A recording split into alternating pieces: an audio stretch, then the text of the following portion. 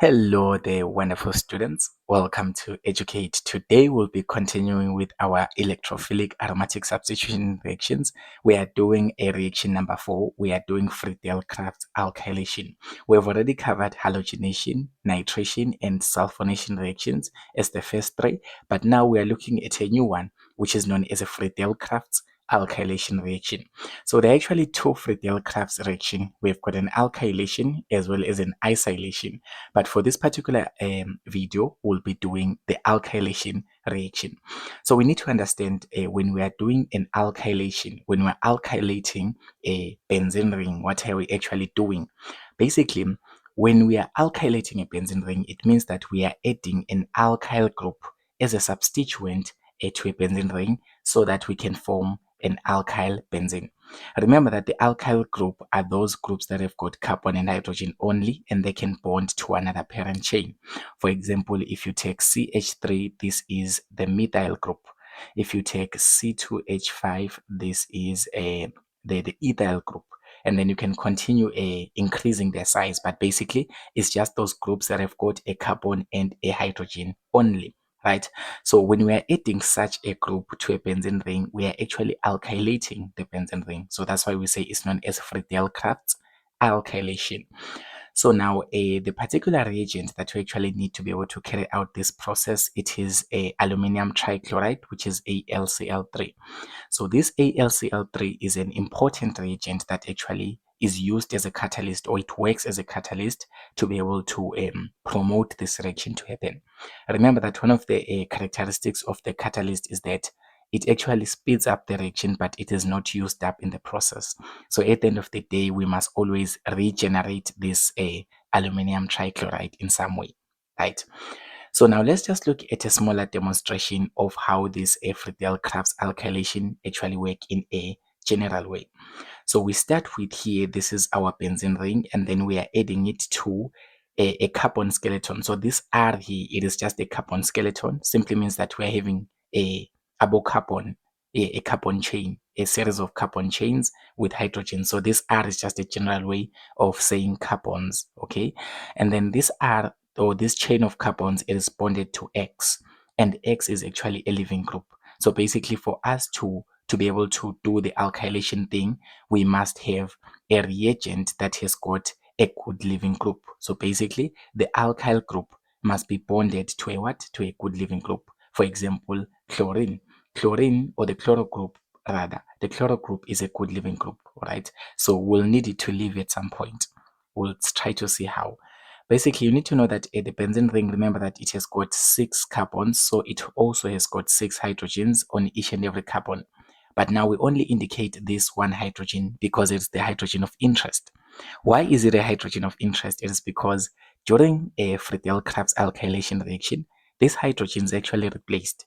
Replaced by what? It is replaced by R, which is the carbon chain or the alkyl group. Okay, it's just R is just a general way. We're just looking at things generally here so that you kind of have an idea of what are we doing before we get into specific subjects, right? So here, having this benzene ring with a hydrogen here, this hydrogen will actually be replaced and will be replaced by this R. It will be substituted for by the R which is the carbon chain. And then the byproduct that we're going to produce there is going to be HX. HX is simply this hydrogen. It will actually bond with this living group X. Remember, we said that this alkyl group is bonded to a living group.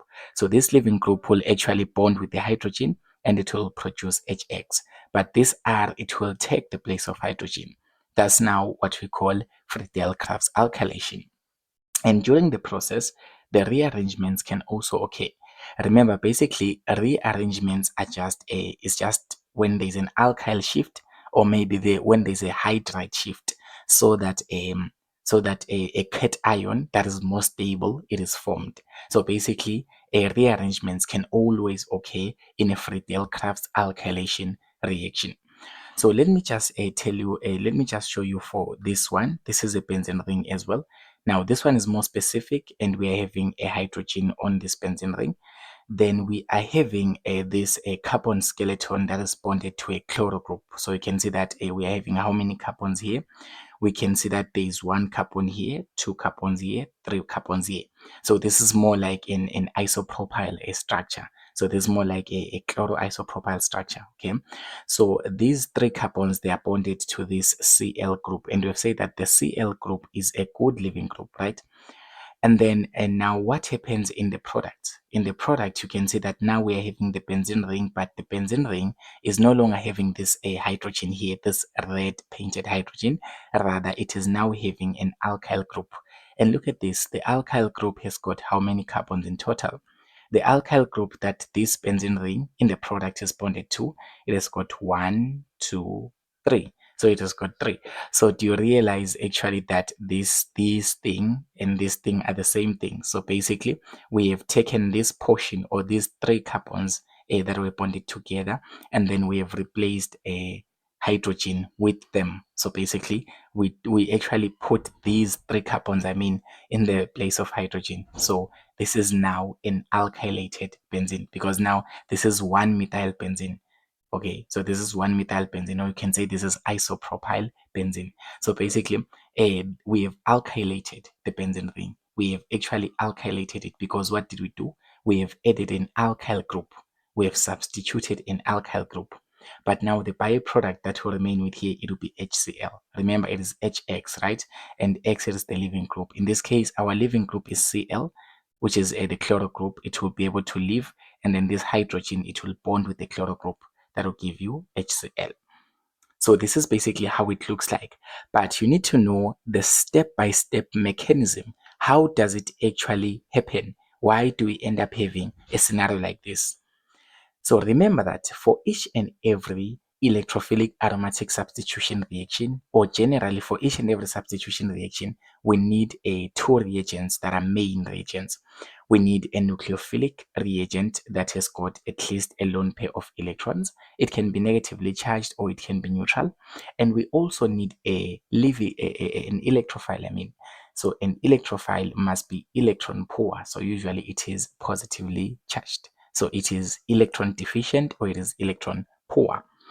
And here, if you notice, we have got our benzene ring, and we said that in each and every electrophilic aromatic substitution reaction, the benzene ring always acts as a nucleophile. So essentially, we can say that our benzene here, it is nucleophilic because it has got some pi electrons within itself. It has got some pi electrons within the ring itself, right? So now, basically, if you look carefully at this reagent that is having, these 3 carbons and this 1 chloro group, it is perfectly neutral, or it is yes, it is neutral, it is stable. So there is no other way of treating it as an electrophile.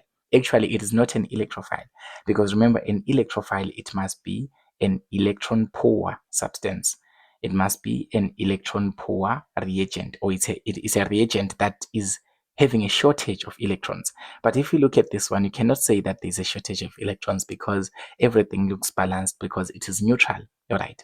But now we are actually going to need an electrophile so that we can do an electrophilic aromatic substitution. Because remember that the general way of doing substitution is for the lone pairs on the nucleophile to go and make a bond with the electrophile, so that you have a nucleophile that is bonded with the electrophile using the electrons found on the nucleophile. But here you can see that this is not electrophilic, or this is not electron shorting. It's not electron poor. Okay, this reagent here that you are having is not electron poor, guys. When something is electron poor, usually it is positively charged, okay? It is positively charged. So now how can we make it to be electrophilic, or actually how can we generate our electrophile? Because for each and every electrophilic aromatic substitution reaction, we need an electrophile, as the name suggests, electrophilic aromatic substitution reaction. So the first step in this reaction, it is to generate an electrophile. So the first step in the reaction mechanism, it is to generate an electrophile. Basically, when we are generating an electrophile, that is when we will make use of this AlCl3 or this aluminum trichloride. So we are going to use a Lewis dot structures to be able to draw this. So I will draw this and I'll just kind of rotate my structure so that you can see it. So this is Cl, and then Cl, it is having a 7 lone pairs of electrons, right? And then we are going to make use of this in aluminum trichloride. So I will write it down as aluminum, and then it's going to have 3 chloro groups. So that's aluminum trichloride. So 3 chloro groups, each having a lone pairs of electrons. 3 lone pairs of electrons on each. Here is our chloro group. So we are having this as our catalyst, which is AlCl3, and we are having this as our reagent, the one that we are trying to turn into a nucleophile, because remember that we need it to be electrophilic. We want to turn it into an electrophile, I mean. So basically, this reagent that is having 3 carbons and 1 chloro, it is this one. I've just kind of rotated it, okay, so that we can try to match the orientation. So here, this reagent, it is going to react with this AlCl3. How is it going to react? You can see that this chloro is kind of slightly negative because it kind of has a greater electronegative. So it has got a bigger pull on the electrons, okay? And also it has got a lone pair of electrons. So basically, using the lone pairs of electrons on the chloro, this chloro group will react with the aluminium. So basically simply meaning that there will be a bond created between this chloro and the aluminium, right?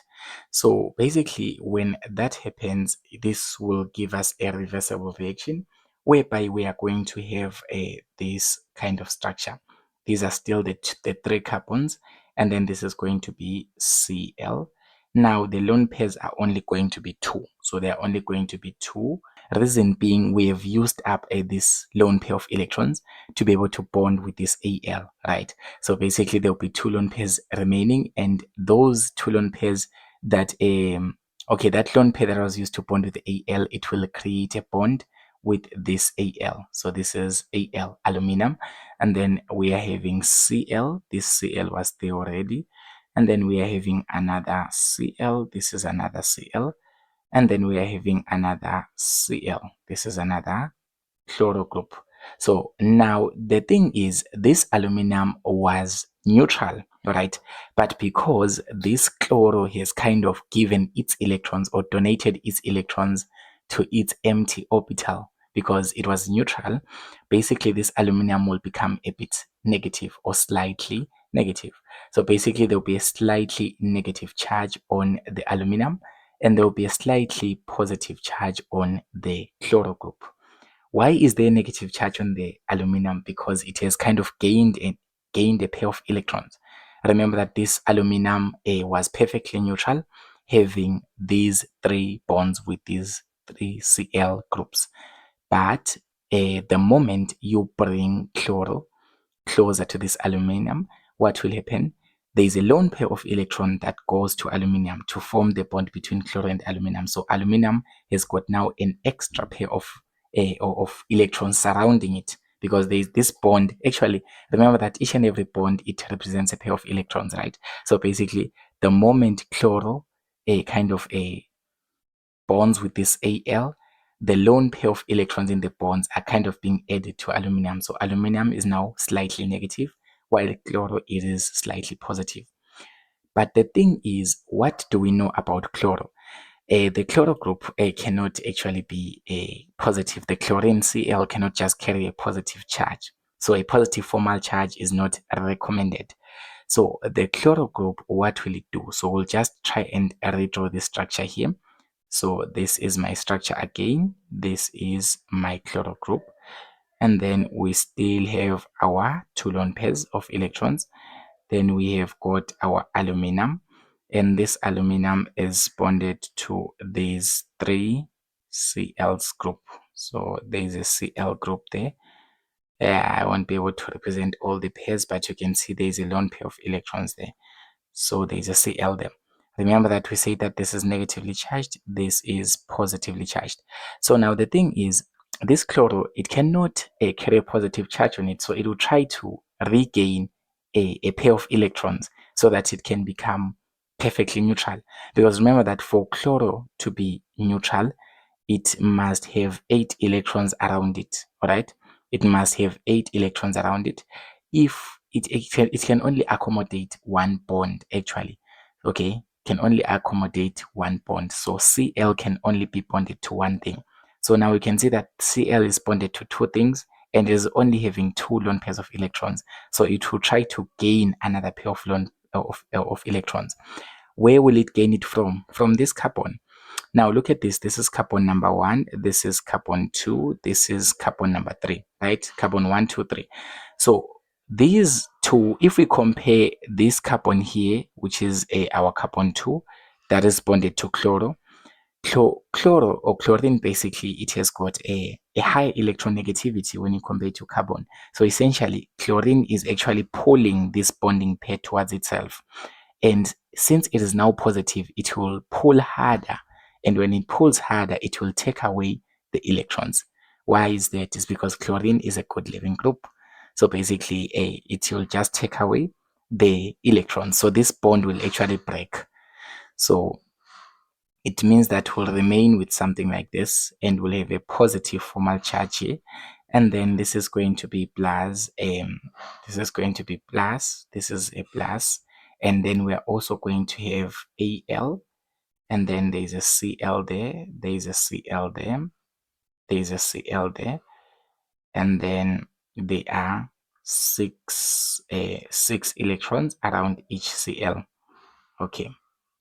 And then there's another Cl there, there's another Cl there. So what happened here, basically, remember that the pull of the electrons by the chlorine is greater than the one of carbon number 2 due to the difference in the electronegativities. So basically, the electrons from the between this bond between the electrons of this bond between Cl and carbon number 2 will actually be taken away by chlorine, because chlorine is now more electronegative because it's now more positively charged. So it cannot accommodate a positive charge. So the carbon will lose those electrons. So upon losing electrons, the carbon will now have a positive formal charge. All right. So please know how to calculate formal charges. That's your first levels. Okay. So it will now have a positive formal charge, whereas this chloro, now this chlorine is now back again. Now this chlorine, it will no longer have a positive charge because it has gained back the 2 electrons. Now, remember that the 2 electrons in this bond, they went to chlorine. So it had 1, 2 lone pairs of electrons, but now it has got 1, 2, 3 lone pairs of electrons. So this Cl, it is now balanced. It is no longer having a positive formal charge. But the aluminum, it is still having the negative charge because we didn't do anything to the aluminum in this step, okay? So the aluminum still has got the negative formal charge. So now this is our electrophile. So we have generated our electrophile. Why do I call it an electrophile? Remember, in the first thing that I've already told you is that an electrophile is an electron poor substance that is having a positive charge most of the times. So now we have been able to generate something having a positive charge. And we have said that the nucleophile is always the benzene ring. So basically, we're just going to react the benzene ring with our electrophile so that we can carry out our reaction. So what will I do here? I'm just going to call my benzene ring. So my benzene ring, I would love to draw it in this way.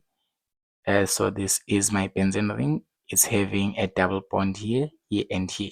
So you can even use this configuration, still the same thing, right? So this benzene ring, don't forget, it has got a hydrogen here.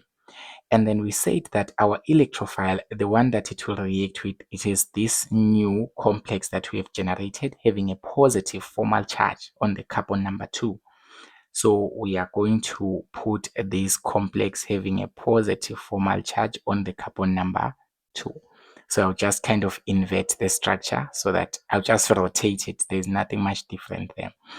So now the thing is, this benzene ring now wants to act as a nucleophile. So it will use this bond. So it will use this double bond to attack this carbon. So this carbon here, carbon number 2, is more like a center of electrophilicity because carbon number 2 actually is the one having the positive formal charge. It means that it is the one that is most electron poor. Okay, so the benzene ring will now become merciful and say I've got an extra pi electron here, because remember that the electrons of a benzene ring, they are delocalized. So basically the electrons of a benzene ring, they are free to just move and then come and attach to this carbon that is electron poor, or this carbon that is having a shortage of electrons. So now when that happens, it means that we are breaking this double bond in the benzene ring, and then upon breaking it, we're gonna have something like this is our benzene ring, and then we still have this double bond. We didn't do anything to it, and this one is still there. And then remember that there's a hydrogen, so we still have got a hydrogen, but this hydrogen is now competing with this right? And then now we bring this electrophile. So now when we bring this electrophile, it will bond in this way. So we bring this electrophile, it bonds in this way. But now the thing is, here we will have a positive formal charge on this carbon. Why are we having a positive formal charge on this carbon? It is because basically you need to remember that this carbon had 4 bonds. This carbon here, it had 4 perfect bonds before and it was neutral. But because we have broken one of its bond to use the electrons to bond with this other one that was electron poor, then basically this one will be left electron poor itself. And if we try to analyze the rhenium ion that we're having here, this rhenium ion here, it is kind of a secondary one, because this carbon having a positive charge is bonded to 2 other carbons, right? So this is the rhenium ion that we're having. So this rhenium ion can actually go through a couple of resonances, whereby this positive charge can shift all around the compound. But at the end of the day, this one will always be the most stable. All right. So now we're having this benzene ring. What are we going to do? So now having our benzene ring here, we are going to now get rid of this positive charge, because remember that basically these electrophilic aromatic substitution reaction, basically always the benzene ring must retain its aromaticity, meaning that at the end of the reaction the benzene must be fully conjugated, having all the 3 double bonds and that are alternating with single bonds. Just like here, you can see the final product. It is having a double bond, single bond, double bond, single bond, double bond. So now this positive charge is kind of a problem, right? But you need to remember one thing. In our reaction mixture, we still have this Al that is having 4 chloro groups around it, right? This Al that is negatively charged, that is having 4 chloro groups around it. That's when it will come into play once more. So we will take this rhenium ion. So this rhenium ion of ours, here is our rhenium ion. And then this is a double bond. This is a double bond. There's a positive charge here. Remember that here we have a hydrogen, and then we have got this electrophile which was an electrophile, right? So now here, remember that in our reaction mixture, we say that we have got AlCl4. So this is Al bonded to our Cl that are 4. So we've got Cl4. So Cl4. And the Al, remember, there's a negative charge there. If we can look back in our diagram where we formed it, there's a negative charge that was found during the generation of an electrophile. So here, this is AlCl4. So AlCl4. So now the thing is, this now tries to make the ring to regain its aromaticity, meaning that this chloro here that we're having, this chlorine here, this chloro group that we're having, Cl having 2, 4, 6, this one, it can be able to take away this proton from this rhenium ion, right? So basically it will be able to use its electrons to bond with the proton, so it abstracts the proton from the rhenium ion, or we can say it deprotonates. So we can say that it abstracts or it deprotonates the rhenium ion. It takes away the proton using its lone pair. right?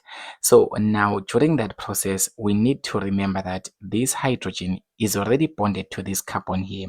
So the bond between them, it will break. But where will the electrons go? So those electrons will now move such that they go to this bond between this carbon and this carbon, so that this positive charge can kind of fade away, right? And then this will give us this as the result. So basically we are going to have our benzene ring once again. Remember that it has got a double bond here, a double bond here. So now remember that the bond between carbon and hydrogen, it actually broke down, right? And its electrons were used to form another bond back again at this position. So we are going to form another double bond back again at this position. So there's going to be a double bond here, right? And then remember that we now have got this substituent. This substituent is something like this. And then on the other hand, we are now having this. So we need to know here, this Al is carrying a negative charge. So basically, aluminium carrying a negative charge is not something typical, or it's not something that is normal or something that is stable. So the moment this chlorine group is trying to abstract a proton from the rhenium ion, the bond between this Cl and this Al, it will break.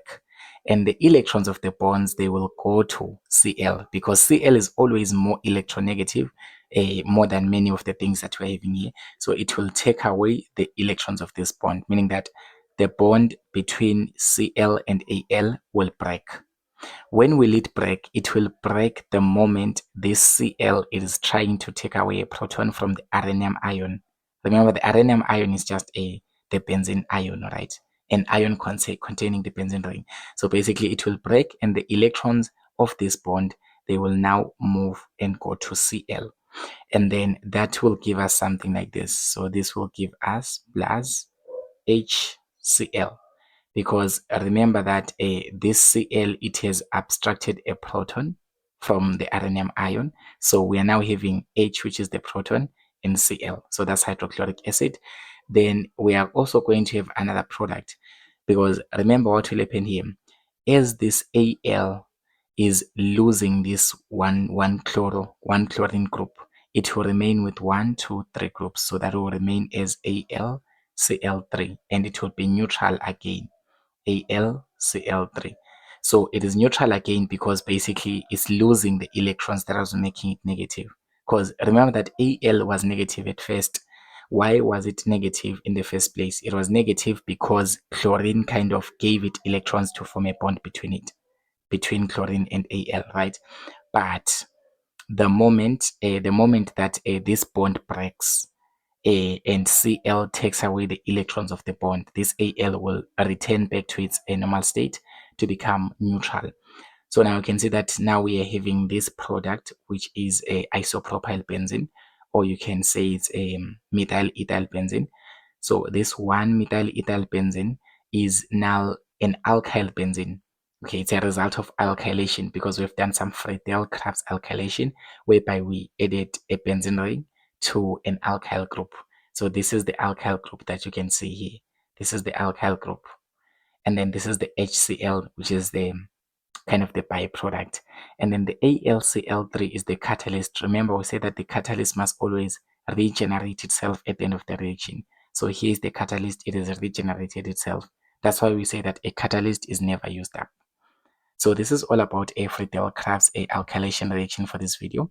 Don't forget to stay tuned for our next video, whereby we'll be going deeper into other Friedel-Crafts reactions, such as the isolation reaction.